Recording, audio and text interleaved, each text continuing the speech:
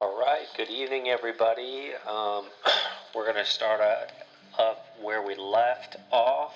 We got Absalom now, David's handsome but rebellious son, who has now taken over the kingdom, and David's on the run. And now we're at chapter 16. We're going to see what David does. David has fled the kingdom, and it's a rough go right now for David. It's good to see you guys. Alright, so David and Ziba. When David had gone a short distance beyond the summit, there was Ziba, the steward of Mephibosheth, waiting to meet him. He had a string of donkeys saddled, loaded with 200 loaves of bread, 100 cakes of raisins, 100 cakes of figs, and a skin of wine. Must have been a big skin of wine.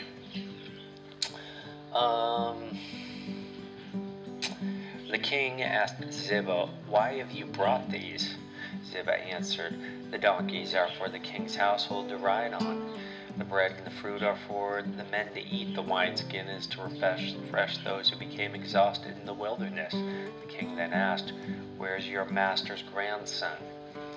Ziba said to him, "He is staying in Jerusalem because he thinks today the Israelites will restore me my grandfather's kingdom." Then the king said to Ziba, "All that belonged to Mephibosheth is now yours. I humbly bow," Ziba said. "May I find favor in your eyes, my lord the king." Maybe I'm just tired, but I'm forgetting the relation Mephibosheth has. I forget if that's like Saul's grandson or something, but Shimei curses David. As King David approaches Ahuram, a man from the same clan as Saul's family came out from there. His name was Shimei, son of Gera, and he cursed as he came out. He pelted David and all the king's officials with stones.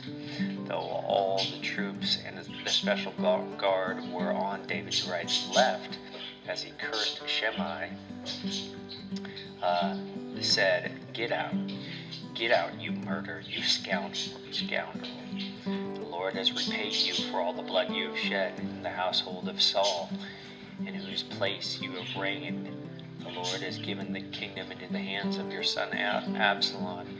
You have come to ruin because you are a murderer." And here, isn't it interesting that there's a half-truth there? Because in some ways David is a murderer, but it isn't about the house of Saul. That's the last person's family that you could accuse David of being a murderer of. He wished nothing but good for Saul and even defended Saul. But it just kind of shows how the enemy tries to twist the truth and devastate us with things that aren't even legitimate. I have to remind myself of that too. And David's already repented. And another thing that I think is of note when Nathan is talking with David about his punishment is how quickly God offers forgiveness to David. The consequences are clearly stated, but then right up front, it's super clear that David is already forgiven, and that's chapter 12, if you're interested. All right. Then Abishai, son of Zeruiah, said to the king, "Why should this dead dog curse my lord the king? Let me go over and cut off his head." But the king said, "What does this have to do with you, the sons of Zeruiah? If he is cursing because the Lord said to him, 'Curse David,' who can ask? Why do you do this?" David then said to Abishai and all his officials, "My son, my own flesh and blood, is trying to kill me. How much more then this Benjamite. Leave him alone, let him curse, for the Lord has told him to. Yeah, I'm not sure that's true, but David, yeah, I'm not sure that's true, even if David thinks it's true. But I'm not gonna like build a huge case for that. Just something about that doesn't quite strike me as true. It may be that the Lord will look upon my misery and restore me to his covenant, because covenant blessing instead of his curse today. Fair enough, right? So David and his men continued along the road, while Shimei was going along the hillside opposite him, cursing as he went, throwing stones at him and showering him with dirt.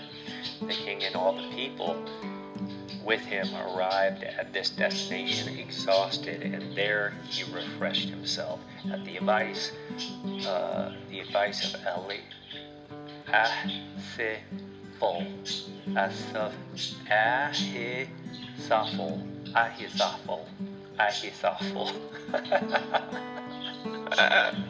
Ahithophel, the advice of Ahithophel and Hushai.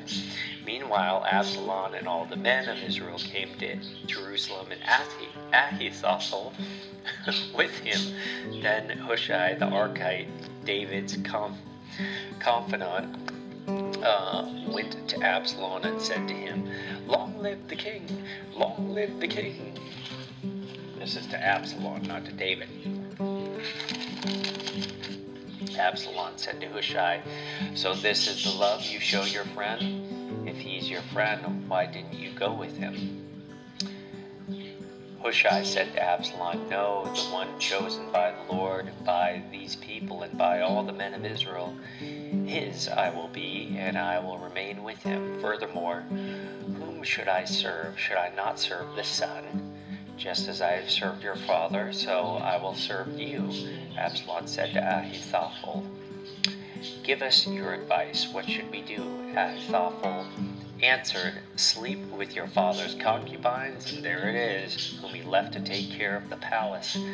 Then all Israel will hear that you have made yourself obnoxious to your father, and at the hands of everyone with you will be more resolute."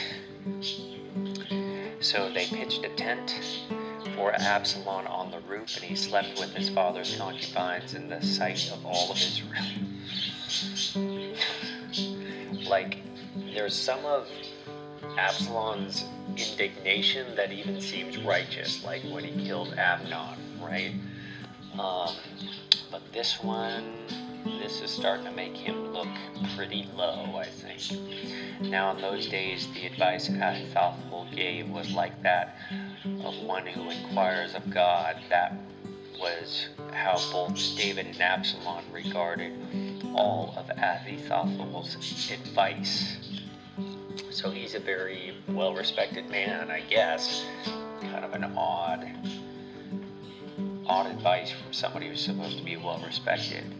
Ahithophel said to Absalom, "I would choose 12,000 men and set out tonight in pursuit of David." Jeez. Talk about a guy who's not really loyal. Like, he seems like a kind of a low-life politician flip-flopper to me. "I would attack him while he's weary and weak. I would strike him with terror, and then all the people with him will flee. I would strike down only the king and bring all the people back to you. The death of a man you seek will mean the return of all, and all the people will be unharmed." This plan seemed good to Absalom and to all of the elders of Israel. And obviously, like, Absalom is a pretty observant guy and a very passionate guy, right? He's smart, he's charismatic, and he probably has noticed some pretty significant ways that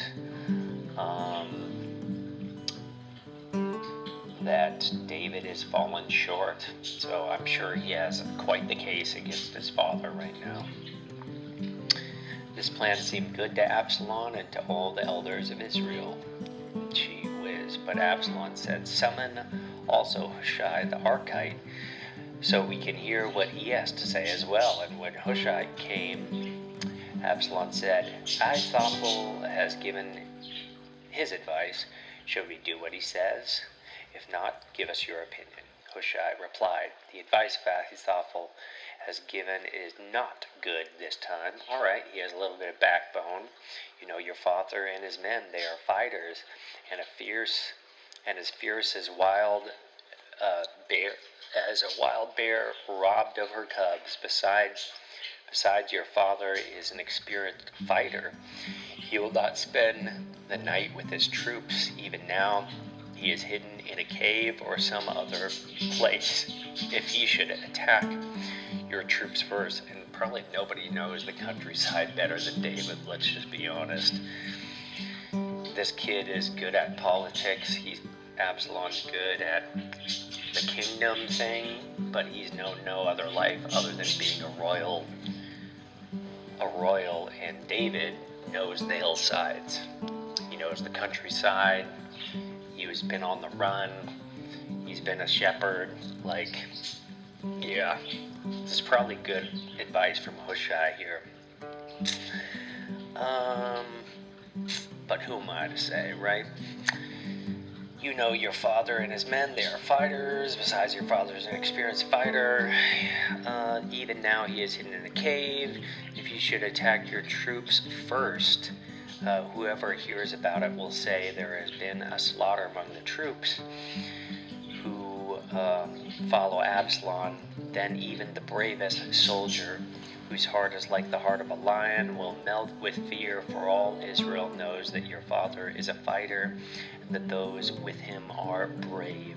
So I advise you, let all Israel from Dan to Beersheba, as numerous as the sand on the seashore, be gathered to you, with you yourself leading them into battle. Then we will attack him wherever he may be found, and we will fall on him as dew settles on the ground. Neither he or any of his men will be left alive. If he withdraws into the city, then all Israel will bring ropes to that city, and we will drag it down to the valley until not so much as a pebble is left. Let me just read this again here. The troops who follow Absalom, then even the bravest soldier.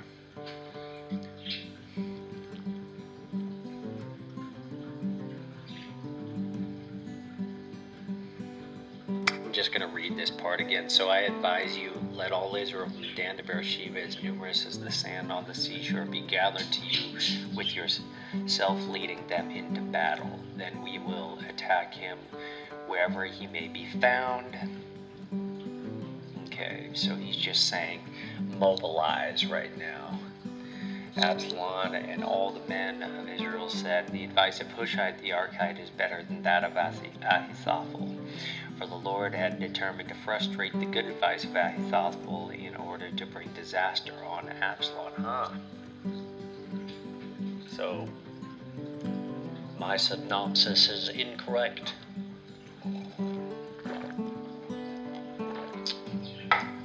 So it seems militarily Ahithophel is right to just go for David while he's vulnerable. In all reality, it seems like David is probably mobilizing himself right now. And the longer Absalom waits, the stronger David will become. Fair to say. I think that's fair to say. I think that's very fair to say.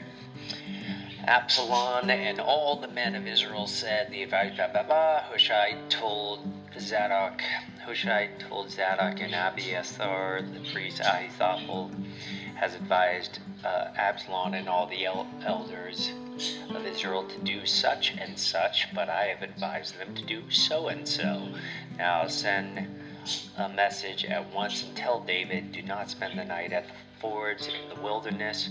Cross over without fail, or the king and all the people with him will be swallowed up. So Hushai's kind of like, he's like a double agent right now. Am I reading that right? Jonathan and Ahimaaz were staying at In Rogol. A female servant was to go and inform them, and they were to go and tell King David, for they could not risk being seen entering the city. But a young man saw them and told Absalom. So the two of them left at once and went to the house of a man in Bahurim. He had a well in the courtyard, and they climbed down into it. His wife took a covering and spread it out over the opening of the well and scattered grain over it. No one knew anything about it. When Absalom's men came to the women at the house, they asked, "Where are Ahimaaz and Jonathan?" The woman answered, "They have crossed over the brook." The men searched but found no one, so they returned to Jerusalem. Again, and after they had gone, the two climbed out of the well and went to inform the king, King David, and said to him, "Set out across to the river at once. Ahithophel has advised such and such against you." So David and the people with him set out and crossed the Jordan. By daybreak, no one was left who had not crossed the Jordan. When Ahithophel saw that his advice had not been followed, he saddled his donkey, set out for his house to his hometown. In his hometown, and he put his house in order, and then hanged himself. Oh my gosh. So he died and was buried in his father's tomb. Dang, brother.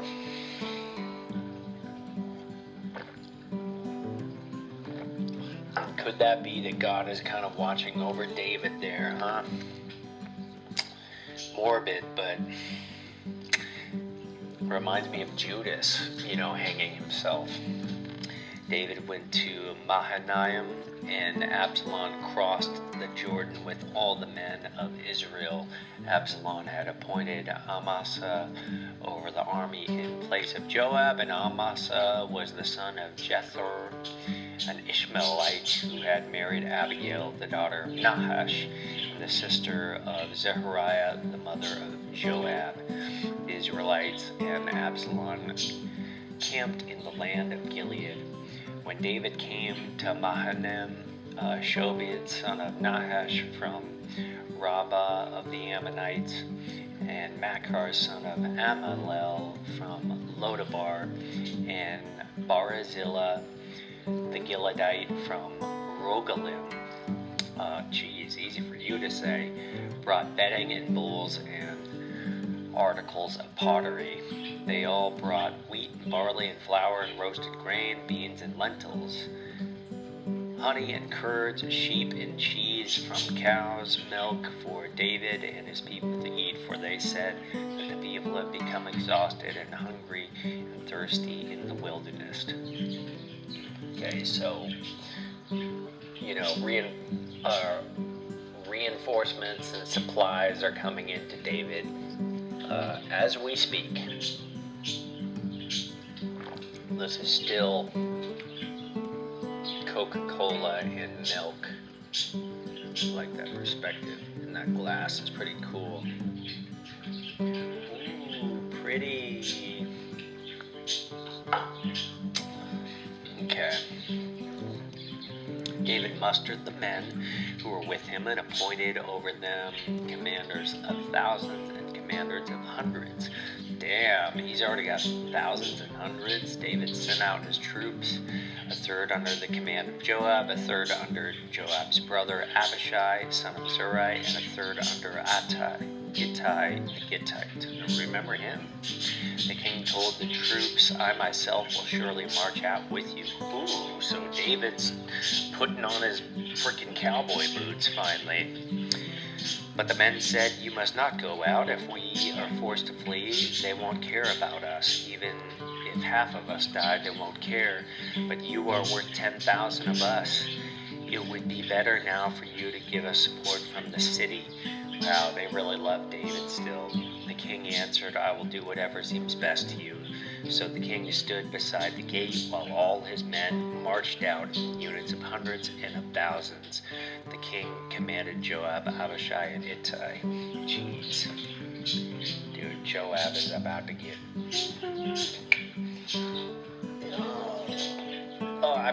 not Joab. I'm saying Absalom is about to get up. You know what I mean? King commanded Joab and Abishai, Ittai, be gentle with the young man Absalom for my sake and all the troops. So they are utterly confident at this point. All the troops had the king giving orders concerning Absalom. All the king's troops heard the orders the king was giving concerning Absalom to each of the commanders, and David's army marched out of the city to fight Israel, and the battle took place in the forest of Ephraim. There Israel's troops were routed by David's men, and the casualties that day were great, 20,000 men in the battle. And you gotta feel kind of for Absalom here, that it's like he's way out of his depths right now. If he's lucky, maybe he's seen a little bit of action in the military sense, but it ain't nothing compared to what David's been through, right?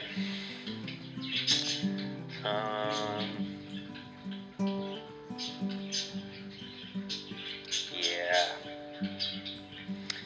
20,000 casualties. The battle spread out over the whole countryside, and the forest swallowed up more men that day by the sword.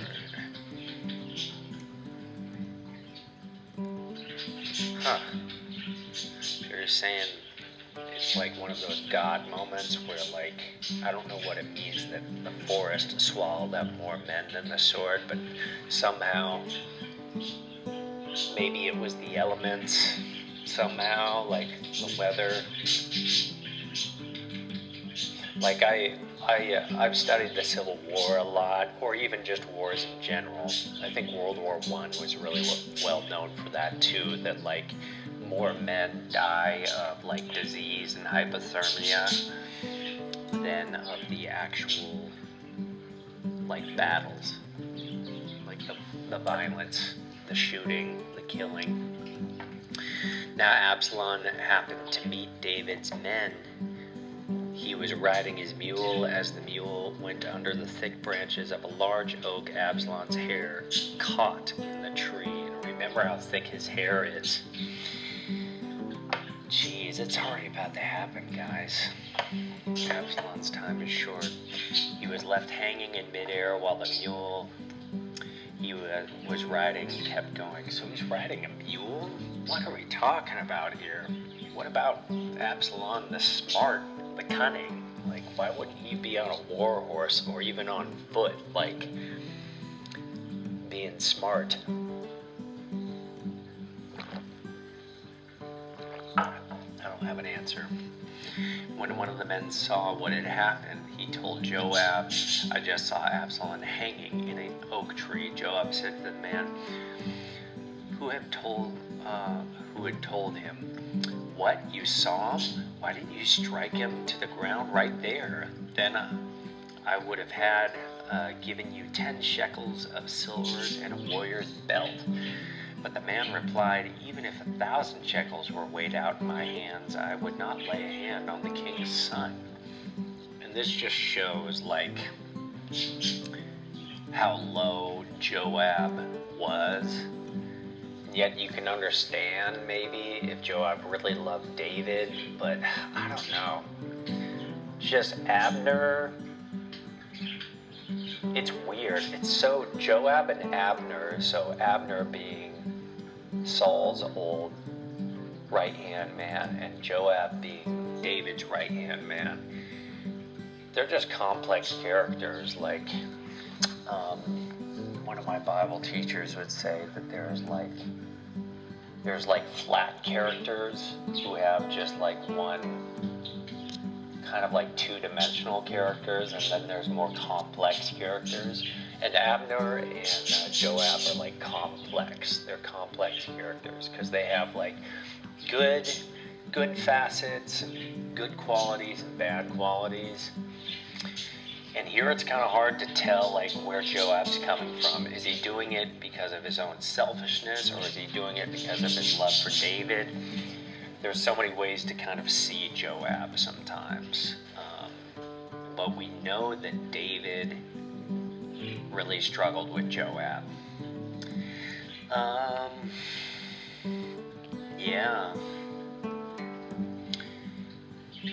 Yeah, so he wouldn't.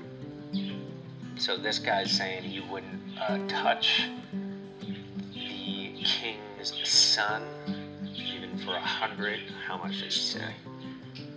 Even for 1,000 shekels. Commanded Abishai to protect the young man Absalom for my sake. And if I had put my life in jeopardy and nothing is hidden from the king, you would have kept your distance from me. Joab said, I'm not going to wait like this for you. So he took 3 javelins in his hand, oh my gosh, and plunged them into Absalom's heart while Absalom was still alive in the oak tree. And 10 of Joab's armor bearers surrounded Absalom, struck him, and killed him. So they didn't just kill him kind of, they killed him all the way. My God.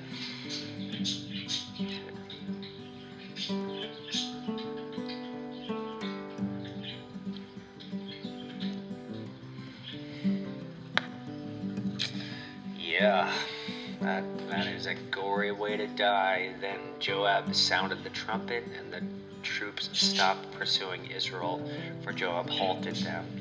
They took Absalom, threw him into a big pit in the forest, and piled a high heap of rocks over him. Meanwhile, all the Israelites fled to their homes. Boy, yeah, it's a little foggy to me. I'm forgetting if David, uncovers Absalom's body and gives him a proper burial. We're about to find out. During his lifetime, Absalom had taken a pillar and erected it in the king's valley as a monument to himself, for he thought, I have no son to carry on the memory of my name. He named the pillar after himself, and it is called Absalom's monument to this day.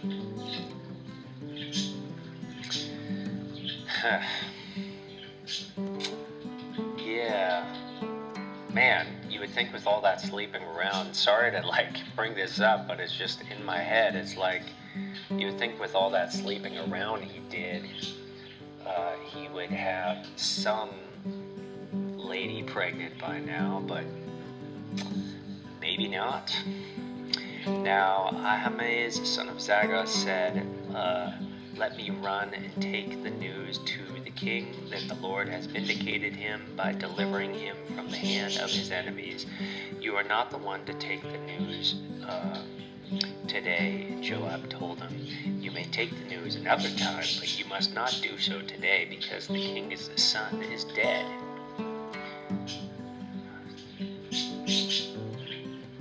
Yeah, so now Joab's being a little bit, he's not quite as bold about telling David. Then Joab said to the Cushite, go tell the king what you have seen. The Cushite bowed down before Joab and ran off. Ahimaaz, son of Zadok, said to Joab, what may please let me run behind the Cushite. Come what may, please let me run behind the Cushite. But Joab replied, my son, why do you want to go? You don't have any news that will bring you a reward. He said, come what may, I want to run. So Joab said, run. Then Ahimaaz ran by way of the plain and outran the Cushite, while David was sitting between the inner and outer gates. The watchman went up to the roof of the gate by the wall. As he looked out, he saw a man running alone. The watchman called out to the king and reported it. The king said, if he is alone, he "You must have good news." And the runner came closer and closer, and then the watchman saw another runner, and he called down to the gatekeeper, "Look, another man is running alone." The king said, "He must be bringing good news too." David the optimist, huh? The watchman said, "It seems to me that the first one runs like Ahimaaz, son of Zadok. He's a good man," the king said. "He comes with good news." Then Ahimaaz called out to the king, "All is well." He bowed down before the king with his face to the ground and said, "Praise be to the Lord your God. He has delivered up those who lifted their hands against my lord the king." Then the king asked, "Is the young man Absalom saved?" Ahimaaz answered, "I saw great confusion just as Joab was about to send the king's servant and me your servant, but I don't know what it was." The king said, "Stand aside and wait here." So he stepped aside and stood there. Then the Cushite arrived and said, "My lord the king, hear the good news. The Lord has vindicated you today by delivering you from the hand of all who rose up against you." The king asked the Cushite, "Is the young man Absalom safe?" The Cushite replied, "May the enemies of my lord the king and all who rise up to harm you be like that young man." The king was shaken, and he went up to the room over the gateway and wept. As he went, he said, "Oh, my son Absalom, my son Absalom, if only I had died instead of you. Oh, Absalom, my son, my son." Chapter 19. Joab was told, "The king is weeping and mourning for Absalom and for the whole army."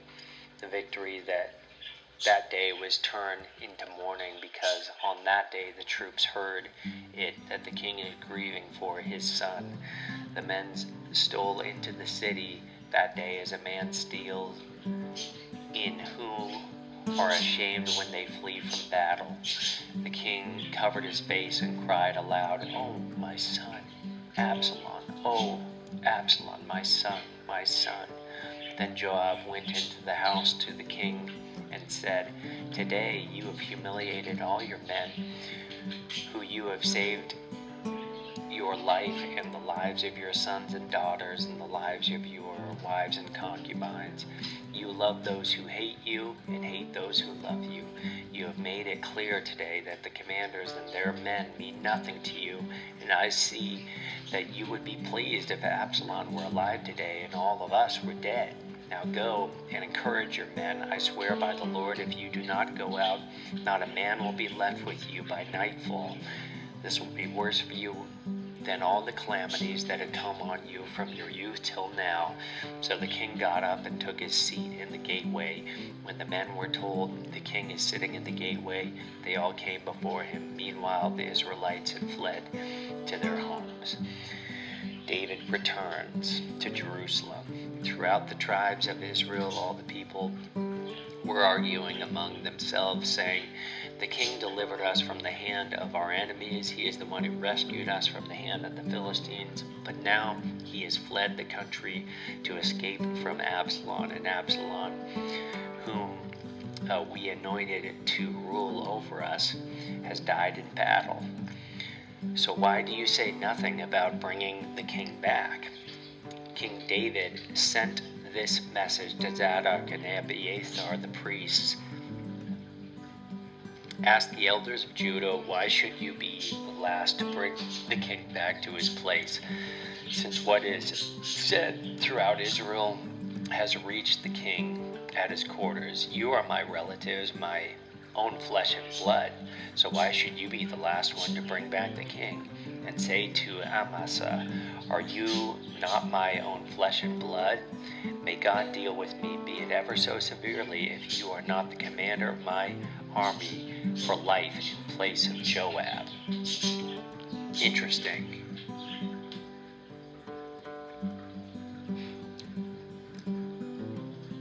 Since what is...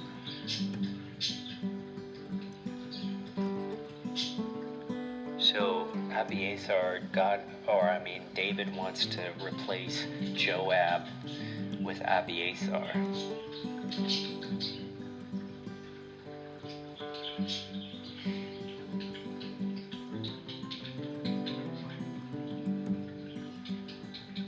No, with Amasa as the guy's name. Okay, and I guess there's like a blood relation there. So it just seems that David is tired of Joab. He won over the hearts of the men of Judah so that they were all of one mind. And they sent word to the king, return you and all your men. That the king returned and went as far as the Jordan. Now the men of Judah had come to Gilgal, got out and met the king, and bringing him across the Jordan.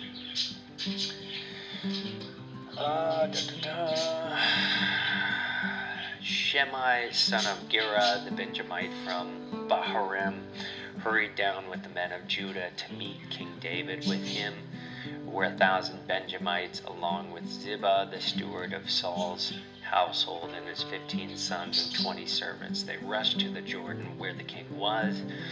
They crossed at the ford to take the king's household over and to do whatever he wished. When Shimei, son of Gera, crossed the Jordan, he fell prostrate before the king and said to him, May my lord not hold me guilty. Do not remember how your servant did wrong on the day my lord the king left Jerusalem.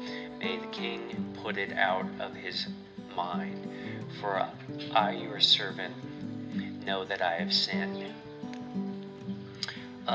But today I have come here as the first from the tribes of Joseph to come down and meet my lord the king.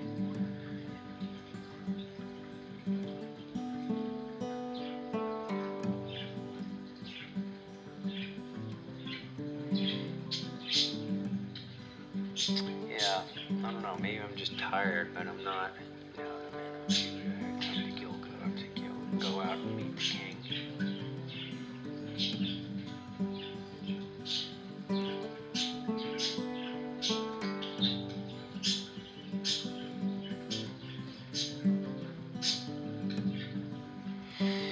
Sounds like they're just loyal to David. Then Abishai, son of Zerah, said, Shouldn't Shimei be put to death for this? He cursed the Lord's anointed. Okay, so that's the sin. And David replied, What does this have to do with you or your sons of Jeriah? What right do you have to interfere? Should anyone be put to death in Israel today? Don't I know that today I am king over Israel? So the king said to Shimei, You shall not die. And the king promised him an oath. Mephibosheth, Saul's grandson. All right, I got it right. Yeah. You gotta celebrate the small wins. Saul's grandson also went down to meet the king. He had not taken care of his feet or trimmed his mustache or washed his clothes from the day the king left until the day he returned safely. When he came from Jerusalem to meet the king asked him, Why didn't you go with me, Mephibosheth? And he said, My lord the king, since I, your servant, am lame. Okay, yeah. I always think Lodabar when I think Mephibosheth. And for some reason, I remember Mephibosheth's town more than I remember his name. But Mephibosheth, Lodabar, Mephibosheth. Mephibosheth is the lame son of Jonathan. Okay, we got that solidified. He said, My lord the king, since I, your servant, am lame, I said, I will have my donkey saddled and will ride on it so I can go with the king. But Ziba, my servant, betrayed me, and he has slandered your servant to my lord the king. My lord the king is like an angel of God, so do whatever you wish. All my grandfather's descendants deserve nothing but death from my lord the king, but you gave your servant a place among those who eat at your table. So what right do I have to make any more appeals to the king? The king said to him, Why say more? I order you and Ziba to divide the land. Mephibosheth said to the king, Let him take everything, now that my lord the king has returned home safely. Wow, what a humble man. And Barzillai the Gileadite also came down from Rogelim to cross the Jordan with the king and to send him on his way from there. Now Barzillai was very old, 80 years of age, and he had provided for the king during his stay in Mahanaim, for he was a very wealthy man. The king said to Barzillai, cross over with me and stay with me in Jerusalem, and I will provide for you. But Barzillai answered the king, how many more years will I live that I should go up to Jerusalem with the king? I am now 80 years old. Can I tell the difference between what is enjoyable and what is not? Can your servant taste what he eats and drinks? Can I still hear the voices of male and female singers?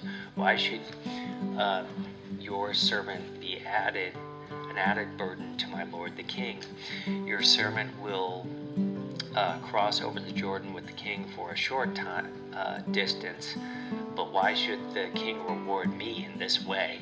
Let your servant return, that I may die in my own town near the tomb of my father and mother. But here is your servant Kimham.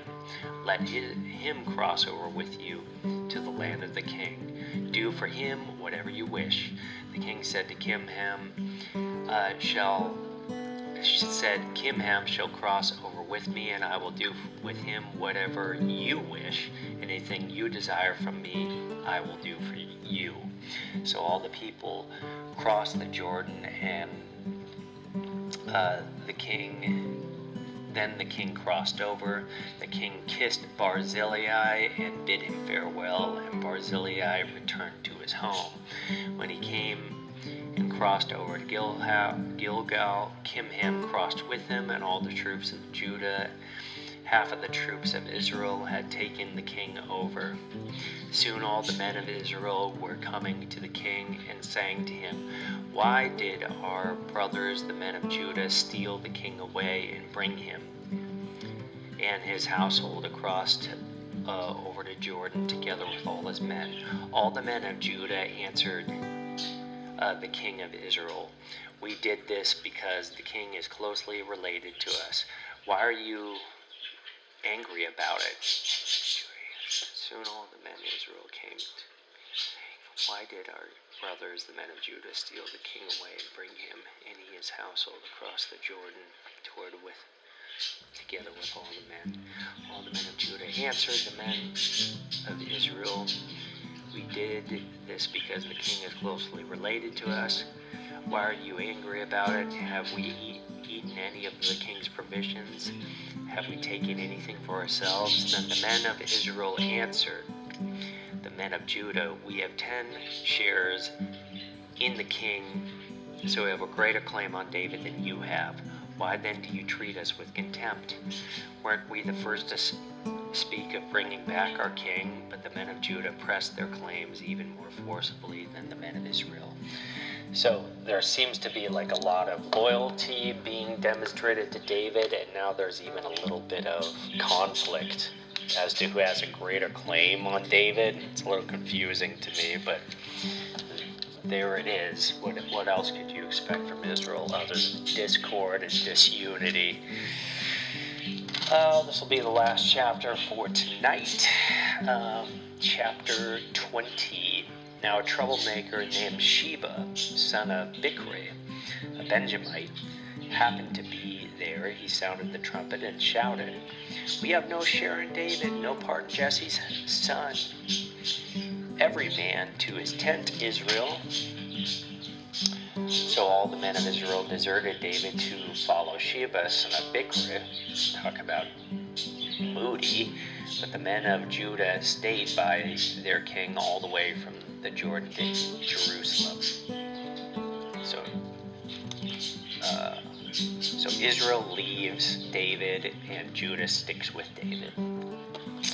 When David returned to his palace in Jerusalem, he took the 10 concubines he had left to take care of the palace and put them in the house under guard. He provided for them but had no sexual relationships with them. They were kept in confinement till the day of his death, living as widows. And I don't know if that's because Absalom defiled them or what. Then the king said to Amasa, "Summon the men of Judah to come to me within 3 days and be here yourself." And Amasa is supposed to be the one to replace Joab, I'm pretty sure. But when Amasa went to summon Judah, he took longer than the time the king had set for him. And David said to Abishai, "Now Sheba, son of Bichri, will do more harm than Absalom did. Take your master's men and pursue him, or he will find fortified cities and escape from us." So Joab's men and the Ketharathites, the Pelethites, and all the mighty warriors went out under the command of Abishai, and they marched out from Jerusalem to pursue Sheba, son of Bichri. While they were at the great rock in Gibeon, Amasa came to meet them, and Joab was wearing his military tunic, and strapped over it as his waist was a belt with a dagger in his sheath. As he stepped forward and dropped out of his sheath, Joab said to Amasa, "How are you, my brother?" Then Joab took Amasa by the beard with his right hand to kiss him, and Amasa was not on his guard against the dagger in Joab's hand, and Joab plunged it into his belly. Surprise, surprise, and his intestines spilled out on the ground. Without being stabbed again, Amasa died. And then Joab and his brother Abishai pursued Sheba, son of Bichri. One of Joab's men stood beside Amasa and said, "Whoever favors Joab and whoever is for David, let him follow Joab." And Amasa lay wallowing in his blood in the middle of the road, and the man saw that all the troops came to a halt there. Man, what cruelty, right? When he realized that everyone who had come to Amasa stopped, he dragged him from the road into the field and threw a garment over him. After Amasa had been removed from the road, everyone went on with Joab to pursue Sheba, son of Bichri. Like, it doesn't even say that Amasa's dead yet. Maybe that's just a given, but man, that's a graphic scene. Sheba passed through all the tribes of Israel to Abel, Beth, Makkah, and through the entire region of Bichrites, who gathered together and followed him. Like, no wonder in some ways that David's afraid of Joab. It just doesn't seem like Joab has any, Joab's like psycho. He has no feeling for anybody who crosses him. Sheba passed through all the tribes of Israel to Abel, Beth, Makkah, and through the entire region of the Bichrites, who gathered together and followed him, and all the troops with Joab came and besieged Sheba and Abel, Beth Makkah, and they built a siege ramp up to the city, and it stood against the outer fortifications. While they were battering the wall to bring it down, a wise woman called from the city, "Listen, tell Joab to come here so I can speak with him." And he went toward her, and she asked, "Are you Joab?" "I am," he answered. She said, "Listen to what your servant has to say." "I'm listening," he said. She continued, "Long ago they used to say, 'Get your answer at Abel,' and that settled it. We are the peaceful and faithful in Israel. You are trying to destroy a city that is a mother in Israel. Why do you want to swallow up the Lord's inheritance?" "Far be it from me," Joab replied. "Far be it from me to swallow up or destroy. That is not the case.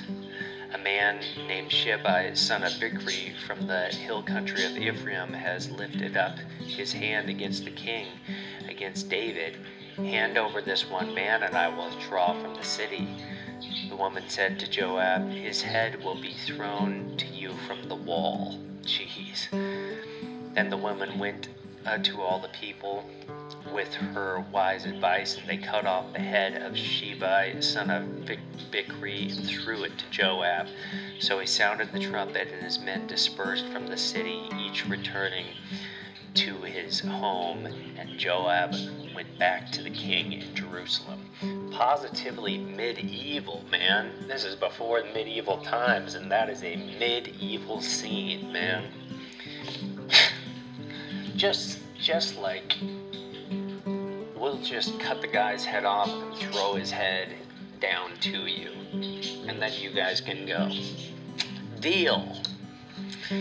And this is the end of chapter 20, David's officials. Joab was over Israel's entire army.